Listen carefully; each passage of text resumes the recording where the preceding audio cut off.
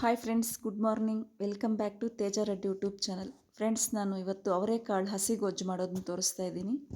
ಅದಕ್ಕೆ ಏನು ಬೇಕು, ಯಾವ ಥರ ಮಾಡಬೇಕು ಅಂತ ಪ್ರಾಸೆಸ್ ನೋಡೋಣ ಬನ್ನಿ. ನಾನು ಅವರೆಕಾಳು 1 ಕಪ್ಪಷ್ಟು ತೊಳೆದಿಟ್ಕೊಂಡಿದ್ದೆ.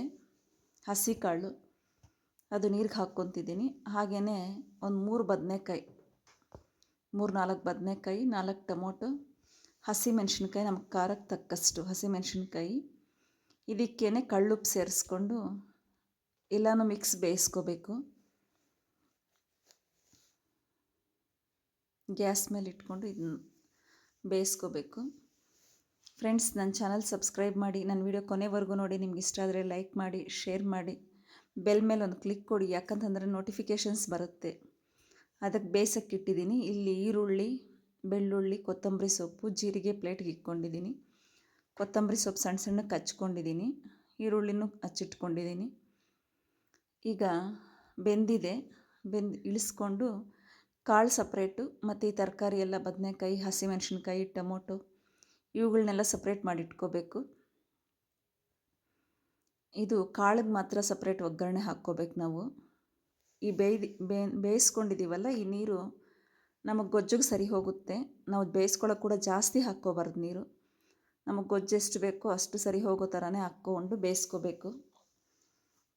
ಈಗ ಸ್ವಲ್ಪ 1 ಇಂಚಷ್ಟು ಹುಣಸೆ ಹಣ್ಣು ನೆನೆಸ್ಕೊತಾ ಇದ್ದೀನಿ. ಯಾಕಂದರೆ ಟೊಮೊಟೊ ಹಾಕಿದ್ದೀವಿ, ಅದ್ರ ಜೊತೆಗೆ ಒಂಚೂರು ಹುಣಸೆ ಹುಳಿ ಹಾಕಿದ್ರೆ ಚೆನ್ನಾಗಿರುತ್ತೆ ಟೇಸ್ಟು. ಈಗ ಒಗ್ಗರಣೆಗೆ ಆಯಿಲ್ ಹಾಕ್ಕೊಂಡಿದ್ದೀನಿ. ಕಾಳು ಒಗ್ಗರಣೆಗಿದು 1 ಟೇಬಲ್ ಸ್ಪೂನಷ್ಟು ಹಾಕ್ಕೊಂಡಿದ್ದೀನಿ. ಅದಕ್ಕೆ ಸಾಸಿವೆ ಕಾಳು, ಕರಿಬೇವಿನ ಸೊಪ್ಪು, ಒಣಮೆಣ್ಸಿನ್ಕಾಯಿ ಸೇರಿಸ್ಕೊತಾ ಇದ್ದೀನಿ.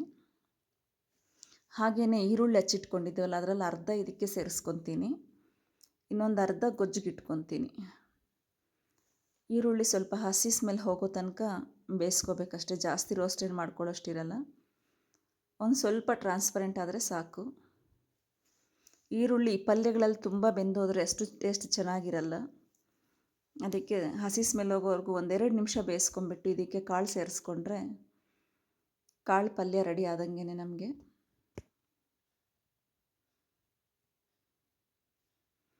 ಫ್ರೆಂಡ್ಸ್, ನನ್ನ ಚಾನಲ್ ಸಬ್ಸ್ಕ್ರೈಬ್ ಮಾಡಿ, ಸಪೋರ್ಟ್ ಮಾಡಿ. ಫ್ರೆಂಡ್ಸ್, ಸಬ್ಸ್ಕ್ರೈಬ್ ಆಗ್ತಿಲ್ಲ, ವ್ಯೂಸ್ ಬೆಳೀತಿಲ್ಲ. ಏನಾದರೂ ಹೇಳಬೇಕಂತಂದರೆ ಕಾಮೆಂಟಲ್ಲಿ ತಿಳಿಸಿ, ನನಗೆ ನಾನು ಸರಿ ಮಾಡ್ಕೊತೀನಿ. ಈಗ ಕಾಳು ಒಗ್ಗರಣೆ ಹಾಕಿದ್ದಾಯಿತು. ಇದನ್ನ ಸೈಡ್ಗೆ ಇಟ್ಕೊಂಡು ನಾವಿನ್ನು ಚಟ್ನಿ ರೆಡಿ ಮಾಡ್ಕೊಳ್ಳೋಣ. ಗೊಜ್ಜು,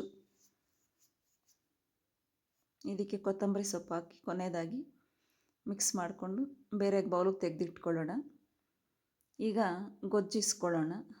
ಇದು ನಾವು ಕೈಯಿಂದಾದರೂ ಸ್ಮ್ಯಾಶ್ ಮಾಡ್ಕೋಬೋದು, ಇಲ್ಲ ಸ್ಮ್ಯಾಶರ್ ಇದ್ದರೆ ಅದರಲ್ಲಾದರೂ ಸ್ಮ್ಯಾಶ್ ಮಾಡ್ಕೋಬೋದು. ನನಗೆ ಈಸಿ ಅಂದರೆ ಹ್ಯಾಂಡಲ್ಲೇ, ಅದಕ್ಕೆ ನಾನು ಕೈಯಲ್ಲೇ ಮಾಡ್ಕೊಂಬಿಡ್ತಿದ್ದೀನಿ. ನೋಡಿ, ಈ ಥರ ಎಲ್ಲನೂ ಕಿವುಚ್ಕೊಂಬಿಟ್ಟು ನಮ್ಗೆ ಆ ನೀರು ಬೇಯಿಸ್ಕೊಂಡಿರೋ, ಕಾಳು ಬೇಯಿಸಿರೋ ನೀರಿದೆಲ್ಲ ಅದನ್ನ ಸೇರಿಸ್ಕೊಂಡಿದ್ದೀನಿ. ಈಗ ಇದಕ್ಕೆ ಹಸಿ ಈರುಳ್ಳಿನೇ ಸೇರಿಸ್ಕೊಂಬಿಡ್ತೀವಿ. ಈರುಳ್ಳಿ ಏನು ಒಗ್ಗರಣೆಗೆ ಹಾಕಲ್ಲ. ಕೊತ್ತಂಬರಿ ಸೊಪ್ಪು, ಈರುಳ್ಳಿ ಎರಡೂ ಹಾಕಿ ಕೈಯಿಂದನೇ ಚೆನ್ನಾಗಿ ಕಿವುಚ್ಕೋಬೇಕು. ಅದು ಈ ಹುಳಿ, ಉಪ್ಪು, ಖಾರದಲ್ಲಿ ಈರುಳ್ಳಿ ಮಿಕ್ಸ್ ಮಾಡ್ಕೊಂಡು ನಾವು ಚೆನ್ನಾಗಿ ಕೈಯಿಂದ ಇದು ಮಾಡಿಕೊಂಡ್ರೆ ತುಂಬ ಟೇಸ್ಟ್ ಇರುತ್ತೆ. ತಿನ್ನೋವಾಗ ಈರುಳ್ಳಿ ಒಂದೊಂದು ಹಳ್ಳಕ್ಕೆ ಸಿಗ್ತಾಯಿದ್ರೆ ತುಂಬ ಚೆನ್ನಾಗಿರುತ್ತೆ. ನಾನು ನಿಜವಾಗ್ಲೂ ಖಂಡಿತವಾಗ್ಲೂ ಹೇಳ್ತಾಯಿದ್ದೀನಿ, ತುಂಬ ಟೇಸ್ಟ್ ಇತ್ತು. ಮುದ್ದೆಗೆ ಸೂಪರಾಗಿತ್ತು. ನೀವೊಂದು ಸಾರಿ ಟ್ರೈ ಮಾಡಿ ನೋಡಿ, ನಾನು ಕಾಮೆಂಟಲ್ಲಿ ಹೇಳಿ ಹೇಗಿದೆ ಅಂತ. ಈಗ ಈ ಜೀರಿಗೆನೂ ಬೆಳ್ಳುಳ್ಳಿ ಒಗ್ಗರಣೆಗೆ ಸೇರಿಸ್ಕೊತೀನಿ. ನಾನು ಒಗ್ಗರಣೆಗೆ 1 ಟೇಬಲ್ ಸ್ಪೂನಷ್ಟು ತುಪ್ಪ ಹಾಕ್ಕೊಂಡಿದ್ದೀನಿ, ಆಯಿಲ್ ಹಾಕ್ಕೊಳ್ಳಿಲ್ಲ. ನಾವು ಬೇಕಾದರೆ ಆಯಿಲ್ ಹಾಕಿ ಒಗ್ಗರಣೆ ಮಾಡಿಕೊಂಡು ಮತ್ತು ಊಟಕ್ಕೆ ಬಡಿಸ್ಕೊಳ್ಳೋವಾಗ ಒಂಚೂರು ತುಪ್ಪ ಸೇರಿಸ್ಕೊಂಡು ತಿಂದರೂ ಚೆನ್ನಾಗೇ ಇರುತ್ತೆ. ನಾನು ಯಾಕೆ ಅಂದರೆ ಡೈರೆಕ್ಟಾಗಿ ತುಪ್ಪ ಹಾಕ್ಕೊಂಡಿದ್ದೀನಿ. ಇದಕ್ಕೆ ಸಾಸಿವೆ ಕಾಳು, ಕರಿಬೇವಿನ ಸೊಪ್ಪು, ಬೆಳ್ಳುಳ್ಳಿ, ಜೀರಿಗೆ ಇಷ್ಟು ಮಾತ್ರ ಹಾಕ್ಕೊಂಡು ಇದಕ್ಕೆ ಒಗ್ಗರಣೆ ಕೊಟ್ಕೊಂಡ್ಬಿಟ್ರೆ ಇದು ಮತ್ತೆ ಗೊಜ್ಜೇನು ನಾವು ಕಾಯಿಸ್ಕೊಳ್ಳೋಷ್ಟಿರಲ್ಲ ಸ್ನೇಹಿತರೆ. ಇದು ಟೇಸ್ಟು ಸಖತ್ತಾಗಿತ್ತು. ನೀವು ಒಂದು ಸಾರಿ ಟ್ರೈ ಮಾಡಿ ನೋಡಿ.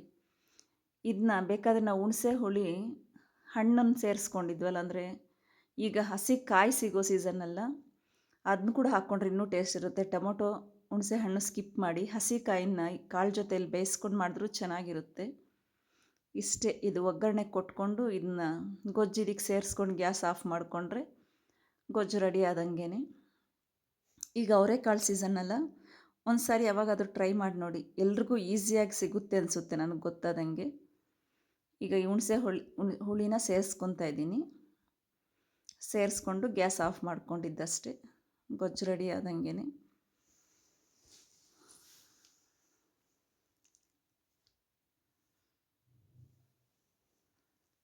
ಫ್ರೆಂಡ್ಸ್, ನನ್ನ ಚಾನಲ್ ಸಬ್ಸ್ಕ್ರೈಬ್ ಮಾಡಿ ಮರಿಬೇಡಿ. ಈಗ ಇದು ಬಡಿಸ್ಕೊಳ್ಳೋಣ. ಗೊಜ್ಜು ರೆಡಿಯಾಗಿದೆ. ನಾನು ರಾಗಿ ಮುದ್ದೆ ಮಾಡಿದ್ದೆ. ಮುದ್ದೆ, ಈ ಕಾಳು ಪಲ್ಯ, ಗೊಜ್ಜು ಸಖತ್ ಕಾಂಬಿನೇಷನ್ನು. ಒಂದು ಸಾರಿ ನೀವು ಟ್ರೈ ಮಾಡಿ ತಿಂದು ನೋಡಿ, ನನಗೆ ಕಮೆಂಟಲ್ಲಿ ತಿಳಿಸಿ. ತುಂಬ ಚೆನ್ನಾಗಿದೆ, ತುಂಬ ಟೇಸ್ಟ್ ಇದೆ.